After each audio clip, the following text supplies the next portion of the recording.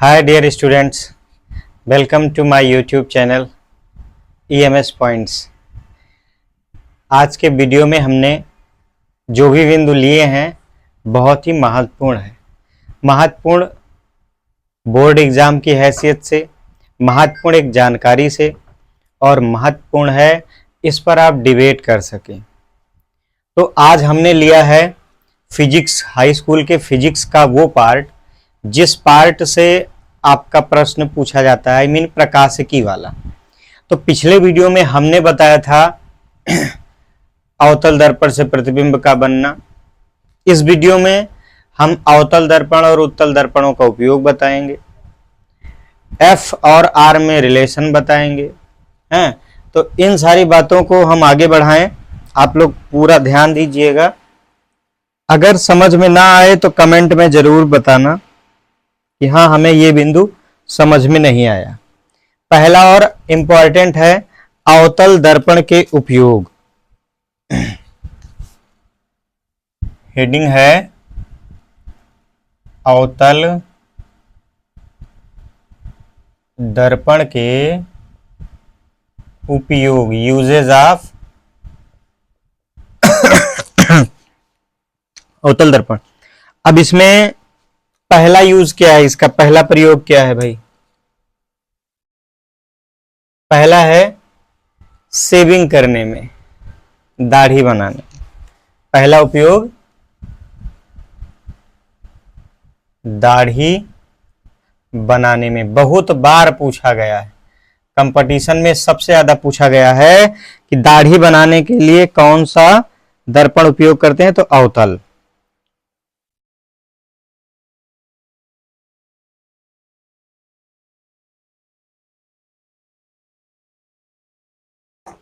Number 2 है इसका उपयोग, ध्यान देंगे तो बहुत अच्छे से समझ में आएगा। छोटे द्वारक के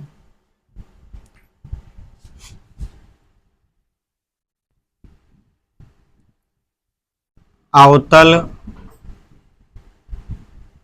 दर्पण से या दर्पण के द्वारा प्रकाश की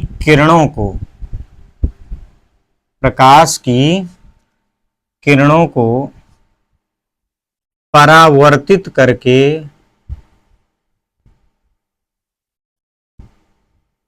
डॉक्टर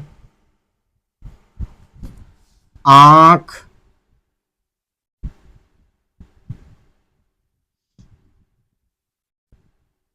कान व गला आदि का निरीक्षण करते। अक्सर आपने देखा होगा कान से संबंधित अगर किसी को समस्या है तो डॉक्टर के यहाँ जाते हैं और डॉक्टर लोग इसका इलाज करने के लिए एक दर्पण का प्रयोग करते हैं, ठीक है। तो वो अवतल दर्पण है। आगे है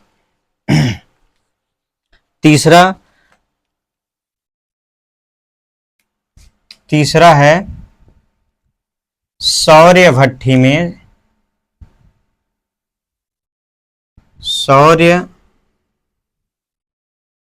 में सूर्य के प्रकाश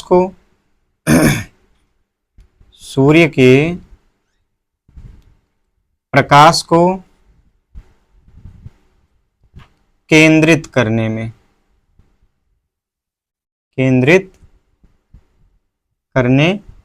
में और इसका सबसे इंपॉर्टेंट और चौथा है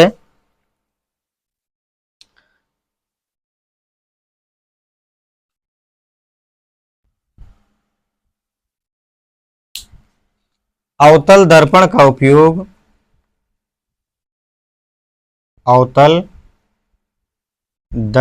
उपयोग टेबल लैंपों लैंपों,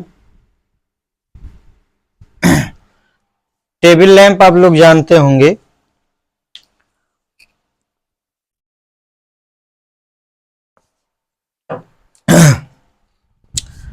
टेबल लैंपों की शेडो में किया जाता है।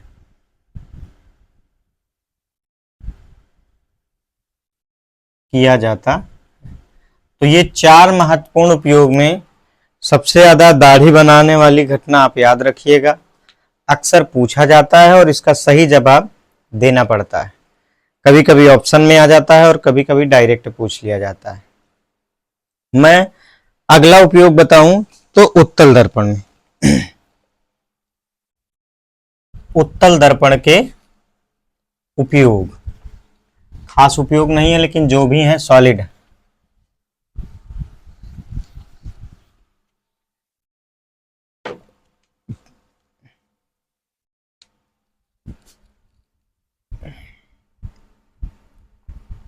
उत्तल दर्पण का नंबर 1 है स्कूटर, कारों आदि वाहनों में साइड शीशा के रूप में, साइड ग्लास, साइड दर्पण लिख दो, दर्पण के रूप में पहला और महत्वपूर्ण उपयोग है, यह भी बहुत पूछा गया है। उत्तल दर्पण का उपयोग नंबर 2 है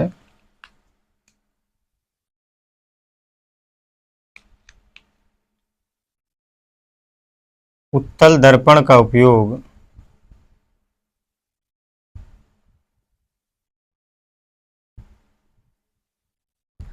गली व बाजारों में लगे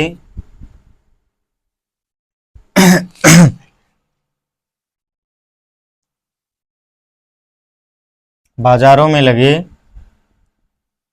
लैंपों में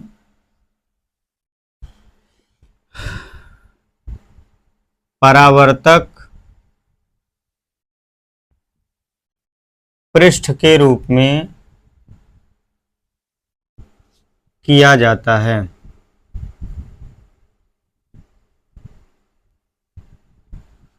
इस तरह से ये 2 महत्वपूर्ण उपयोग जो हैं उत्तल दर्पण के, इसको नोट करिए।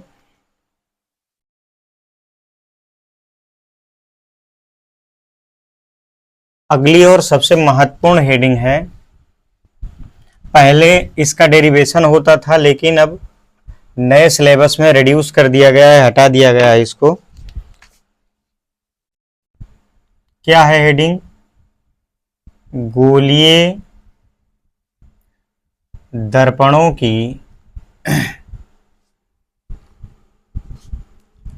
वक्रता त्रिज्या और फोकस दूरी में संबंध, दूरी में संबंध बहुत बार पूछा गया है और इससे ज्यादा मात्रा में न्यूमेरिकल आए हैं या ऑप्शनल आए हैं, तो आपको इसको अच्छी तरह से याद रखना है। तो इसकी कंडीशन क्या बनेगी?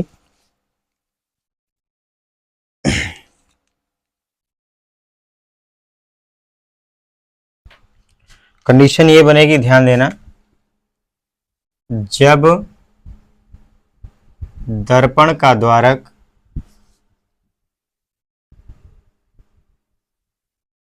वक्रता त्रिज्या की अपेक्षा, वक्रता त्रिज्या की अपेक्षा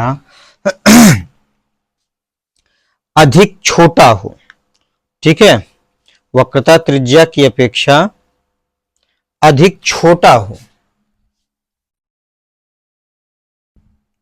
अधिक छोटा हो तो फोकस दूरी फोकस दूरी, जिसे आप F से डिनोटेट करते हैं। वक्रता त्रिज्या की आधी होती है। वक्रता त्रिज्या की आधी, आधी मतलब हाफ होती है। आई मीन यहां जब निकालेंगे तो F equal to R by 2, और अगर यहां से R निकालेंगे तो 2F। कभी कभी ऑप्शन में दिया जाता है तो बच्चे यही खोजते रहते हैं F equal to R by 2, और रियल में R इक्वल टू 2F दिया रहता है, फिर ये गलत करके चले आते हैं। तो ऐसी गलती नहीं करना है आपको, ये पूरा नोट कर लीजिए, और नोट करने के साथ साथ इसमें ये दिमाग लगाइए कि आपका बोर्ड एग्जाम में कितना बेहतर से बेहतर रिजल्ट हो पाए। और रिजल्ट बेहतर तभी होगा जब आप अपने आप को पूरी ताकत के साथ लगाएंगे। तो मैं अगले वीडियो पर चलूं, इसके लिए आप लोग अगर चैनल पर नए हैं तो सब्सक्राइब कर दीजिए, बेल आइकन जरूर दबाइए, ताकि जो भी वीडियो बने, वो चाहे शॉर्ट वीडियो हो, चाहे लॉन्ग वीडियो हो, चाहे जो भी हो, वो आप तक आसानी से पहुंच सके। फिर मिलते हैं इसके अगले कड़ी, और वहां फिर होगा रेखीय आवर्धन जैसी महत्वपूर्ण घटनाएं, दर्पण सूत्र के बारे में कुछ चर्चा होगी। इसी के बाद फिर हम लोग न्यूमेरिकल चलेंगे, और न्यूमेरिकल की एक ऐसी दास्तां रहेगी कि न्यूमेरिकल जिससे बच्चे डरते हैं या जो डर बना है, मैं गारंटी लेता हूं कि वो न्यूमेरिकल आपका बहुत ही आसान तरीके से हम बताएंगे। तो फिर मिलते हैं एक नए वीडियो और नई ऊर्जा के साथ, तब तक के लिए जय हिंद।